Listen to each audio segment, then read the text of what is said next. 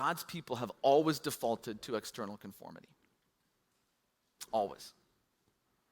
And I don't think it's just God's people. I honestly think it's a human trait. But we're talking specifically in this case, Jesus is talking to Israel, and he's talking kind of about the future of Israel and the church. So we're focusing on God's people. It's just a human trait. We always default to external conformity, to what we do. I did the right thing. I did the right thing. I didn't break this rule. I didn't break that law. And so with faith, this is always what we do. Israel did it first, and now we do it. We do it, first of all, we do it inside the church because we get super legalistic and we get super hardcore. And this person did that and this person did this, and we judge and we criticize. And then we pile guilt upon each other and we feel guilty ourselves because, oh, I broke this rule. I broke that law. I did this. I'm not going to tell you I broke that law because I don't want you to think less of me, but I did. And we're all a bunch of lawbreakers. And so we pile on guilt amongst ourselves. But what's sad is this is also how we try to influence other people in the world around us. For a lot of Christians and a lot of churches in our context, you know what our strategy for renewing and redeeming our culture and our society is? Legislation. Let's make it a law. Then you have to do what I want you to do. You have to get this done. But here's the thing. It doesn't work. Why? Because we've talked about it. People will always find a way around it. I'm not saying making laws is bad. But I'm getting at, like, if that's our whole strategy, if that's, like, as a church, this is what we're about. We're going to force people to live the way that we want them to live. It's never going to work.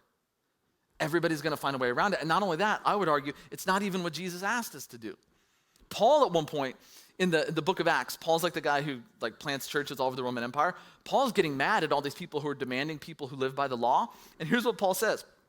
He goes, now then, why do you try to test God by putting on the necks of the Gentiles a yoke that neither we nor our ancestors have been able to bear? And Paul's talking about the law, and he goes, how stupid are we? We're demanding people to do something that we don't even do. And see, this is why the church has a reputation problem in our culture. Because you know what we do? We demand that the world does things that we don't even do. And then we wonder why they get mad at us. We go, well, why do they call us hypocrites? I don't know. Maybe because we're trying to force them to do things that we're not even good at doing half the time or more. And so Paul, kind of echoing Jesus, is like, no, we're getting it wrong. It's not about external conformity. Christian faith is about embodied transformation. I'm going to put it, that's what it's about. It is even the law. When you look at laws, whether they're the Old Testament, they're all about embodied transformation. It's not a list of do's and don'ts, and it's not transactional. And this happens first. This happens first from God to us. That God comes to us and embodies for us and shows us this is what it means to be the people of God. He did it for Israel in the event of the Exodus, but for us, he did it in the person of Jesus.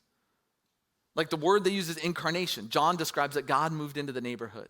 In flesh and blood, he took on the person of Jesus. He came to our world. He entered into our mess, and he showed us this is what it's like. This is what it means to be human. This is what it means to be the people of God. This is what it means to embody the law.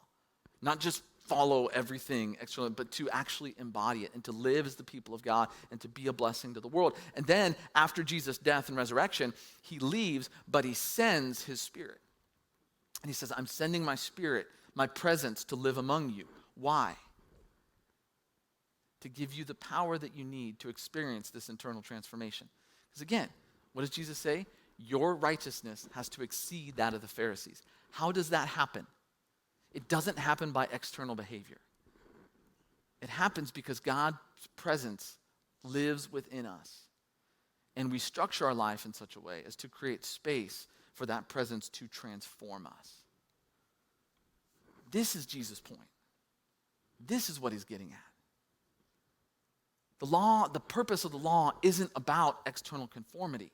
It's about embodied transformation, first with God to us, and then with us to the world in which we live.